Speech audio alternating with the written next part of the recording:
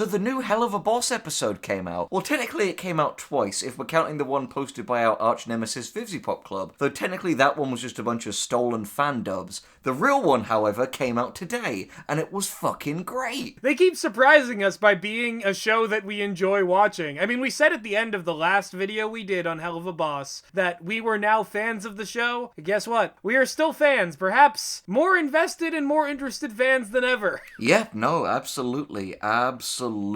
Like, We'll get into this later, but this show has done the one thing that I thought it wasn't going to do for a while in this episode, in terms of my engagement with it. Yeah, no, this was a fantastic episode. Chances are, if you're watching this, you've just watched it as well. But today, we're going to talk about why not only is this an incredible episode, but why it really represents one of Hell of a Boss's greatest strengths as a show, and that is marrying, like, comedy and character in a way that is so damn effective and keeps you, like, begging for more. Exactly, because in Lululand they accomplished this expertly with the character of Stolas, who up until then had been just purely comedic, and he's still funny in Lululand, but he also has such a clear motivation for being the way that he is. And in this episode is the funniest one so far in the series,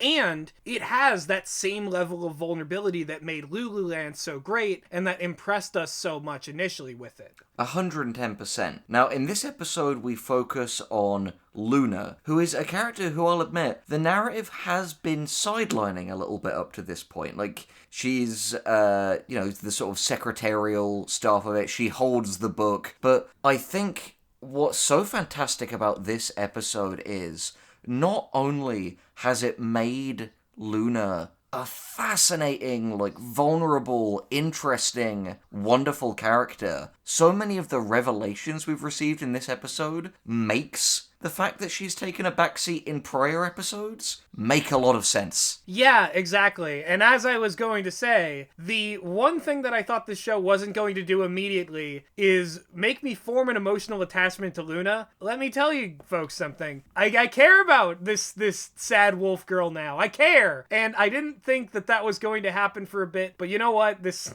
whole week's trying to turn me into a furry, so... Yeah, no, it's a pure magical coincidence that this episode would come out and focus on Luna the same day that we debut this channel's new furry bait mascot, the direwolf. Here she is. Isn't she wonderful? Everyone wants to get vored by her. What's phenomenal about this episode, though, is Luna actually spends a lot of it not as a wolf. Yeah, it's almost like they humanized her by literally humanizing her.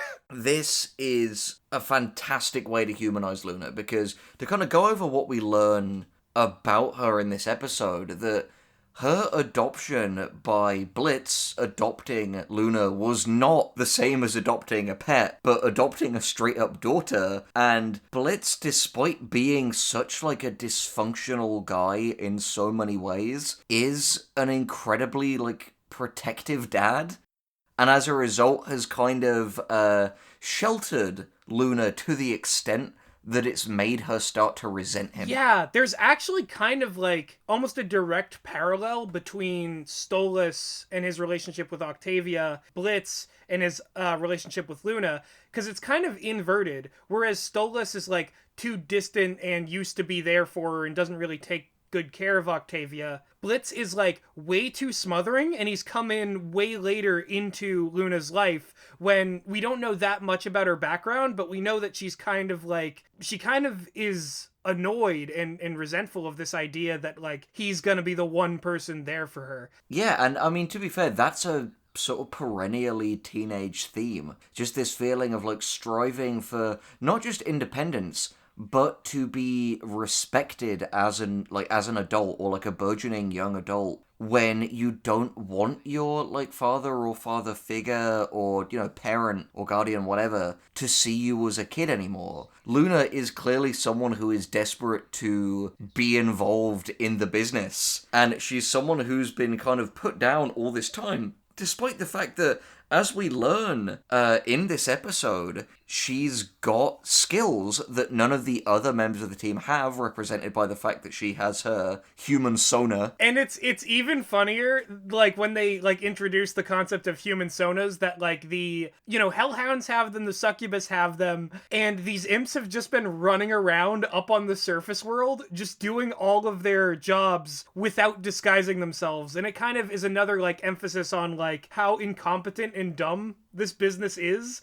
But that's the beauty of it. At the end of the day, that's why we're following this. We're seeing if this company and, like, these people can actualize and get to where they need to be. You know, like, nobody watches The Office because, you know, they run a tight ship and, like, Michael Scott is a very, like, by the book boss. The essence of good narratives is conflict, and if things just go okay, then it's like, well, good for them, I guess. Yeah, and speaking of which, Blitz has such a way of, like, picking fights and making enemies.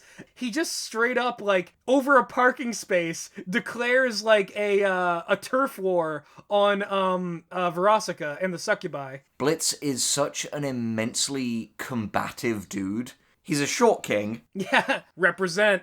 He's always got to prove himself, and as a result, he's like the little yappy chihuahua that has to be like the loudest dog to make up for like the small stature, because if he doesn't, he just knows that all of these like people in his life are gonna step on him and disrespect him. It's kind of fascinating in a sense that like Luna and Blitz have like a kind of like father like daughter thing of both wanting to be seen as more than they are. I'm calling it right now with all these like parental themes. We have got to get, you know, later plotline of Moxie and Millie contemplating having a kid, or even like having a child and trying to balance work and family. Well, that's the thing. The reason that feels like it's on the cards is that Helluva Boss is so phenomenal at balancing this hilarious madcap comedy with such real adult human themes. Like, it's a real irony that, in a sense, Hazbin Hotel is kind of like the big serialized plot-driven thing, and Helluva Boss is the kind of goofy episodic comedy, when it feels like the themes that Helluva Boss deals with are so adult in the real way. Yeah, no, you're right. Like, these seem like actual problems that like working people have. You know, let's face it, this crowded parking lot, these like dilapidated office buildings, everyone's just trying to live a little bit more conveniently. And even though this conflict, like in the grand scheme of things, compared to like the stakes of Hazbin Hotel, is pretty small scale, it's personal. It's a daily inconvenience to have to deal with these things. And it makes for great sitcom content. No, I completely agree. And while Luna is undeniably the star of this episode, it's so incredibly hard, regardless of the episode, to just talk about one character. And the reason for that is this wonderful thing that Helluva Boss does, where despite none of the episodes being exceptionally long, every single character that has a role in the episode gets so many great moments, and these moments are so intertwined in the incredibly like fast pace but not confusing or bloated plot. This episode, by the way, introduces Vortex, who I feel like is not only a really fun, like, will they, won't they potential slow burn thing with him friend-zoning Luna at the end, he's kind of a great straight man character. It's just cool to see that, like, this other business, it's like, oh, yeah, this is what a competent hellhound looks like.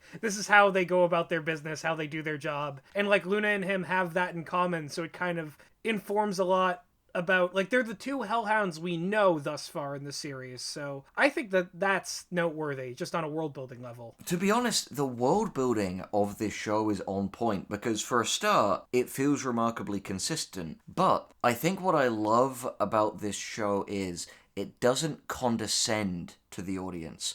World-building is hinted at, but in a way that you kind of put it together, rather than, like, them, like, exposition dumping or holding the audience's hand. Like, I think a fantastic example is, at the end of this episode, with the sort of conditions of the stalemate between the imp team and the succubi working under Verosca, you get the sense that there are certain laws in hell about to what extent humans can be aware of your activities, and it's sort of implied some kind of like governing body that will punish people who go up and kind of make a scene in the human world.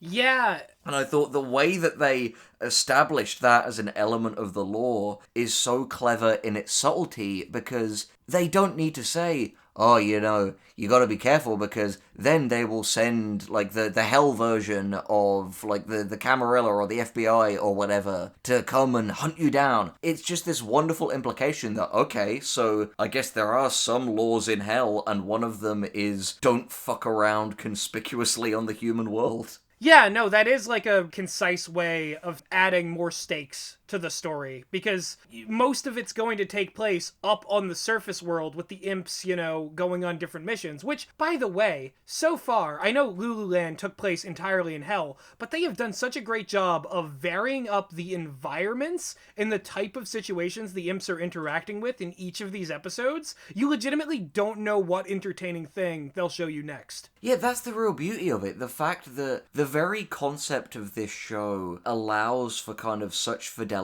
with what they can do in each episode. And as we discussed about the story engine in the last Helluva Boss episode, it's still sticking to the general idea of, like, there's some kind of job they need to do, and the plot will happen around that. But again, the plot in this show is always a function of character. Like, it's always a very emotional thing. Like, in the first episode, yeah, it's nominally about them needing to get revenge on this family, but really it's about Moxie wrestling with his ethics. In much that the same thing can be said about the second episode, where really it's about the relationship between Stolas and his daughter Octavia, and B, Blitz tackling with Robo Fizzaroli, who kind of represents his like inferiority complex. And here we have this wonderful competition that is both drawing parallels between Blitz and Luna as father and daughter, while also really cleverly explaining why, as a function of their two characters, there is friction between them. I actually do have a slight critique of, like, the story structure here. It's not a huge thing, but in terms of the competition,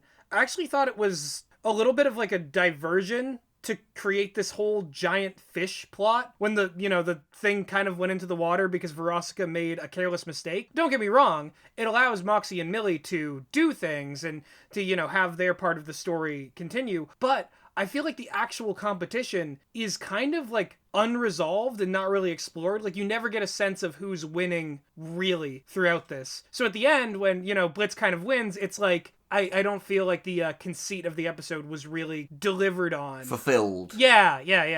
It's still, cathartic, but I think that the structure was, compared to Lululand and Murder Family, just a little bit off from, like, what we've expected. I agree with you there that that's a loop that they kind of forgot to thread. However, I think, to play devil's advocate, there is an interesting element about this episode is the fact that Veronica is the only, like, episodic antagonist who hasn't died. And she might still very well be in the office across the hall from them because they might be, like, continuing to compete with her. Who knows how long her work will last in that same building, Yeah, no, that's exactly the point. It's that, like, we haven't finished business with Veronica yet. She's someone who functions as kind of an enemy. It's this really fun parallel that, like, she's kind of in the business of love and Imp are in the business of death. Now that I think about it, the previous one, Lululand, had a similar thing where, like, the Fizzaroli fight just kind of happens and ends with, like, Fizzaroli getting eaten by the dragon, and Blitz doesn't really solve his grudge match, just a bunch of things catches on fire. But I didn't notice it because of how good the Stolas plotline is. So I think, just to head this off at the pass, because I know a lot of you will be, saying that this show is flawless and never critique it. If part of this show's identity is to have the fight scenes kind of erupt into, like, random chaos sometimes, fair enough. It isn't fully my bag. Yeah, no, that's fair. And at the end of the day, we're still huge fans of the show, and we, like, mean that sincerely. And any criticisms we hold of the show, as all good criticisms are, come from a place of wanting it to be its best self. Can I talk about the clown now? And by clown, I mean the music. Yes, you can talk about the music. Yeah. Oh, yeah. I feel like the clown in these fucking videos. Yeah. All right. You sound just like Blitzo. I don't sound like him. Why do people keep saying I sound like Blitz? If it makes you feel any better, people in the comments of the Gravity Falls one, I saw them just now, are saying, you sound like Dipper. Oh my god. Dude, you should become a spy. Because, people just think you sound like anyone but yourself. You could, rob banks and do international espionage. You're fucking wasted on YouTube, friend. No, please. Can we get back in character? I am, do not reveal. The music. Yeah, so anyway, the music. So, Verosika sings that, Bonetown song, which is great. It's awesome, and emphasizes how this show can do horny content so well in a way that, adds to its comedy, accentuates the plot, and it's perfect. It accomplishes what it does in the episode just fine. However, Mustang Dong is amazing. Yeah. The song that plays on the radio and then plays in the credits with Blitz badly singing over it. Its lyrics and performance were done by Lyle Rath, who, really cool guy. You can follow him on Twitter. He does Let's Plays and stuff. It is such a great parody of that kind of heartbroken rock ballad that just has lyrics of this fucking bitch stepped on my nuts, blew up my car. It's so perfect, and I've never really seen a parody song go after that genre and do it so well. All the music in this show is on point, and it's really impressive how they flip between these wonderful styles of, the really, heartfelt, soulful, almost ethereal music sung by Stolas in Lululand, followed by the kind of fun circus jam of Robo Fizzaroli, and the great like you said, the great heartbreak leather jacket midlife crisis rock of Mustang Dong, and the really fun kind of top 40 music of Verosika. By the way, a fun little moment, the bit where Moxie is being a music snob and Blitz is just kind of tuning him out. I feel like that's cathartic for Vivian as a Kesha fan. I feel like Kesha is one of those artists who, people just love to be dicks about her for some reason. Yeah, it's really weird. I don't get why people dedicate, not just Kesha, but, dedicate so much time to just being hateful towards, people who just got popular because they knew music. Yeah. They knew music, they knew marketing. It's bizarre to me that people will just be well, this person's successful, so instead of doing anything with my life, I'm just gonna be mad at them for other people enjoying their content. And I think it's great that the show calls them out. I mean, this episode, as you said earlier, the funniest one so far. So many phenomenal jokes. There's the break the fourth wall thing with them thirsting over Luna. That's so good! They stared straight into my soul! Dire Wolf is coming for you, Gus. But, oh no! My body is not ready! No one's body is ready. But yeah, there's that, and the wonderful gags of drunk Moxie and Blitz's just pure rage about everything and all the wonderful background gags. But the fact is, you watched the fucking episode. You know it's funny. Well, I actually wanted to analyze drunk Moxie a little bit because I was thinking about the function that drunk Moxie and just Moxie serve in this episode. So there's something that I didn't quite put together, but the music snob type thing is a great moment for this. And also the meeting before they actually go up to the spring break. In this episode, because you want Blitz to win, you actually kind of root against Moxie a little bit, who was a moral center in some points. You're just oh, well, this guy just let Blitz do his thing for once. Yeah, I completely agree. And this show is so good at every episode, puts the magnifying glass on a different character or a different few characters for its kind of A and B, and all of the other characters kind of get to be antagonists to them.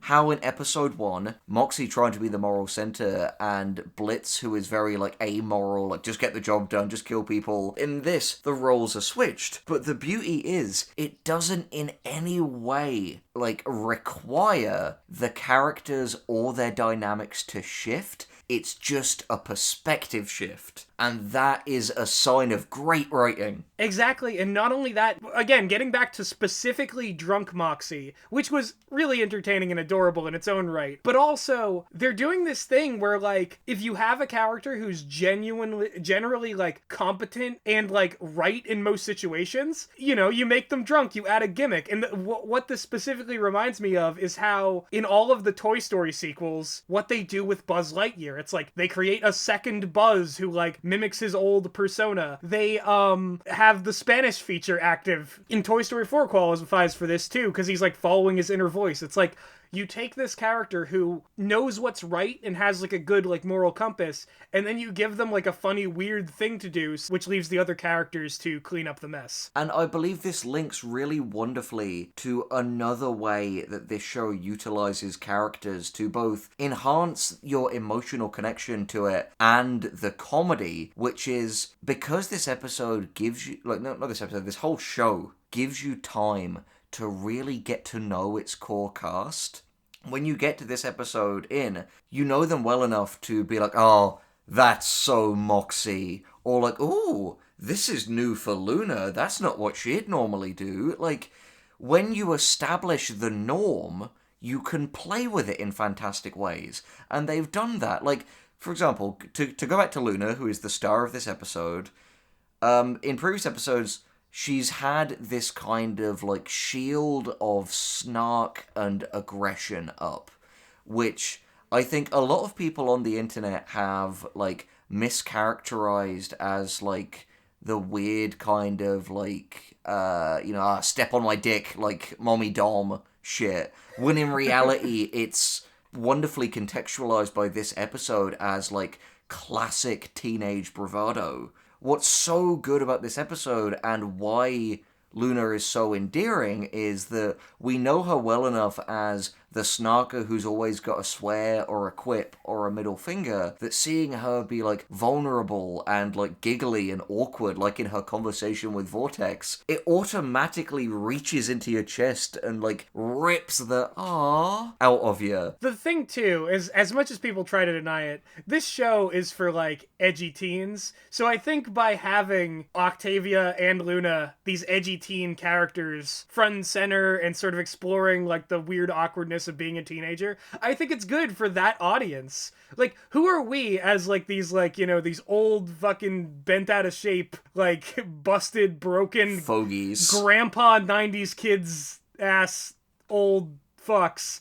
Who are we to say anything about what the kids are into these days? While this show, as I said earlier, has the edgy appeal, like, there's, like an ogre, there's layers to it. Like, people can come to the show for different things. Like, if you're someone who likes to just, like, turn your brain off and enjoy things, there's plenty here for you, because, like, the surface level comedy is really solid, like, but if you're the kind of person who can enjoy, like a fun, goofy, like, toilet humor laugh, but also really appreciates good character writing, it's a fucking all-you-can-eat buffet, my friend. Like, and it needs to be said that, like, with a character like Luna, what I so respect this show for is the fact that it's not afraid to say that sometimes, or in fact most of the time, cynicism is a defense mechanism for people who have been hurt,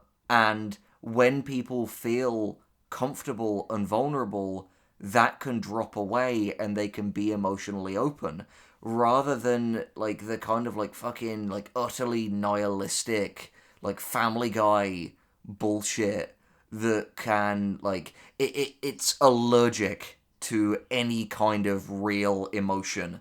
You know, like, if it does it, it has to compromise it with a joke or something incredibly mean. Like I just feel like in a lesser show, they would treat, like, Luna and her problems like Meg Griffin and just do the most, like, horrible, nasty, mean-spirited shit to her, and it just wouldn't be fun to watch. Exactly. And that's the thing. Hell of a Boss is fun. You hit the nail on the head. It has these deep emotional, like, moments. It treats its characters like real people, so much so that like them being consistent can be the difference between being on their side in one episode and not being on their side in another. But it's also wonderfully violent and full of like horniness. It is fun all around, and it's proof to all of those hacks writing like these gross out Netflix shows in 2020 that like, hey, guess Paradise what? PD bullshit. Yeah, you can have both. You can have Yeah. You can have it all, baby. Like, if I can be honest about my personal taste, like, Hell of a Boss hits the sweet spot for me because No, go on. I know that BoJack Horseman is an incredible show in, like, what it's achieved, but, like, it fucking exhausts me, dude. I know it's amazing, and I've watched several seasons of it, but I fell off at like sort of season 5 because I'm just like, why am I doing this to myself? Whereas Hell of a Boss, I think you get to have these great emotional moments, but like you don't leave feeling hollow, you know. And again, it's not that we don't like that kind of thing. We've got a review on Hereditary. I mean, I don't know, dude. Like, I am a huge fan of BoJack, and I like Hell of a Boss and BoJack for 2 different reasons. Oh no, I'm not comparing them in like a term of objective quality. I'm just saying, for me, the kind of thing that Hell of a Boss is hits my sweet spot. Like, if any of you listen to our audio like podcast show, Less is Morgue, you know that we love to sort of combine very sincere character moments with, like, utter absurdity. Like, you know, having characters, like, hunt down a giant boob with a mad sea captain,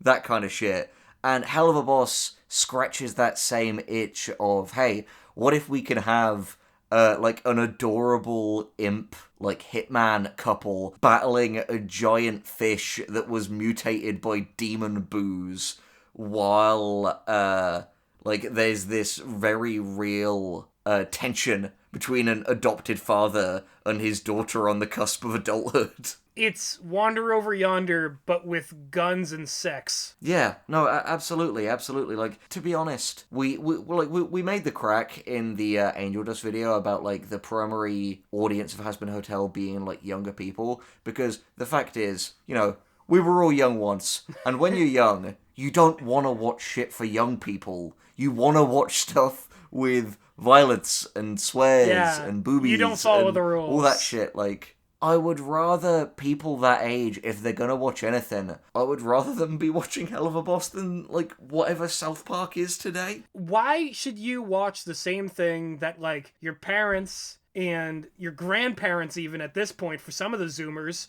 watched when they, like, you know, were big into TV? To quote Antonigo, the new needs friends. Exactly. And fortunately enough, Hell of a Boss, just by merit of its animation and the strength of its characters, and the fact that it has this amazing team behind it that know how to market, it's going to be one of those things that's going to be in front of a lot of eyeballs. And all of that can only be seen as a positive. Yeah, absolutely.